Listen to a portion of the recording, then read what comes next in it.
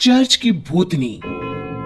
गांव संगराना में एक कैथोलिक चर्च है जहां कुछ नन रहती हैं।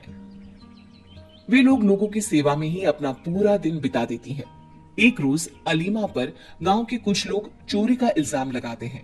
ये खबर सुनकर फादर बहुत दुखी हो जाते हैं और अलीमा को कहते हैं, अलीमा, मुझे तुमसे ये उम्मीद नहीं थी। तुमने इस चर्च और मेरे नाम को खराब कर दिया है। अगर हम जैसे लोग भी सेवा की जगह इस तरह का कोई गलत काम करने लगेंगे तो लोगों में हमारी छवि क्या रह जाएगी। इसलिए तुम्हें इसकी सजा मिलनी ही चाहिए। फादर, मैंने कोई गलती नहीं किया है। आप मेरी बातों का यकीन कीजिए।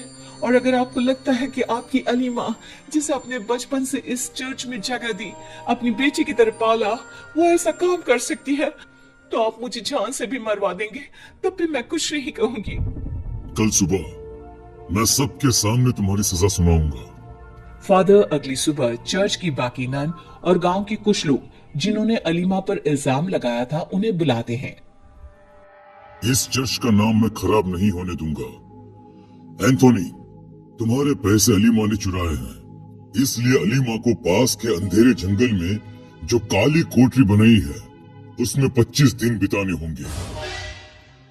थैंक यू फादर, मुझे पूरा यकीन था कि आप मेरे साथ न्याय करेंगे।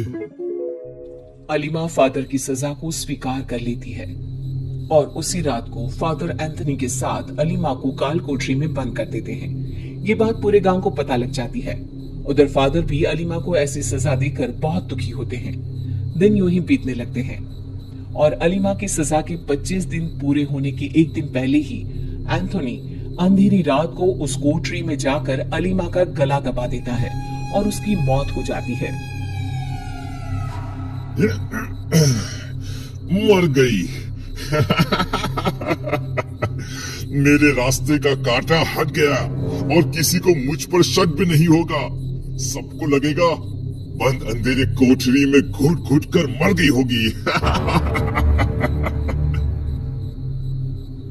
एंथोनी वहां से चला जाता है। 2 दिन बाद अलीमा जब चर्च में वापस लौटती है तब फादर अलीमा को देखकर बहुत खुश होते हैं। ये बात जैसे ही एंथोनी को पता चलती है उसके पैरों तले जमीन खिसक जाती है। अरे, इसे तो मैंने अपने हाथों से ही मारा था। ये कैसे हो सकता है? ये जिंदा नहीं बच सकती। उधर चर्च की बाकी नन को बहुत अजीब लगता है। जब से ये अलीमा जंगल से आई है वो अजीब अजीब सा बर्ताव कर रही है।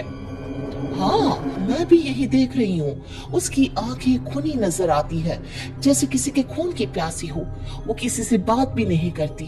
शायद उसे सदमा लग गया है, जिस तरह से उसे जंगल में अपने दिन बिताने पड़े थे।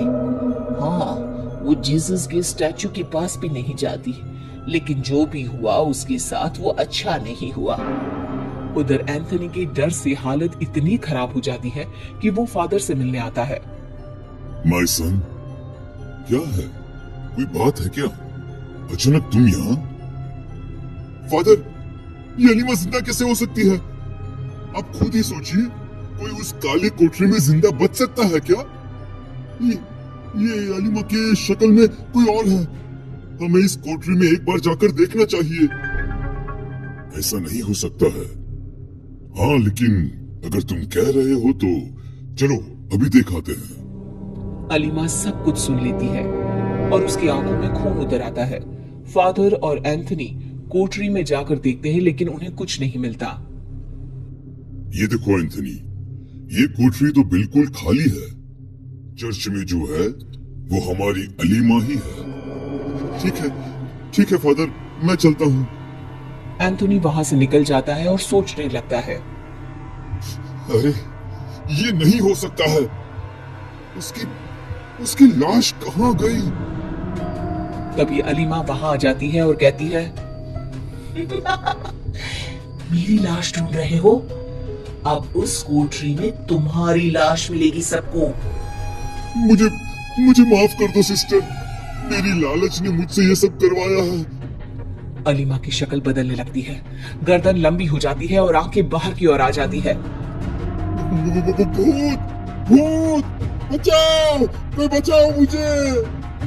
कोई यहाँ तेरा पुकार सुनने वाला नहीं है। तेरे साथ साथ वो सब लोग मरेंगे जिन्होंने इस गलत फैसले का समर्थन किया था। अलीमा एंथोनी को मार देती है और उसे काल कोठरी में बंद कर देती है। धीरे धीरे गांव के लोगों की मौत होने लगती है। चर्च में से कुछ नन भी गायब होने लगी। गांव के लोगों में हाहाकार मच गया। कुछ लोग मिलकर मदद के लिए फादर के पास जाते हैं। फादर, फादर हम लोगों को बचाइए। अगर इसी तरह से रोज मौत होने लगी तो हम क्या करेंगे, कहां जाएंगे हम? Do something father, please do something.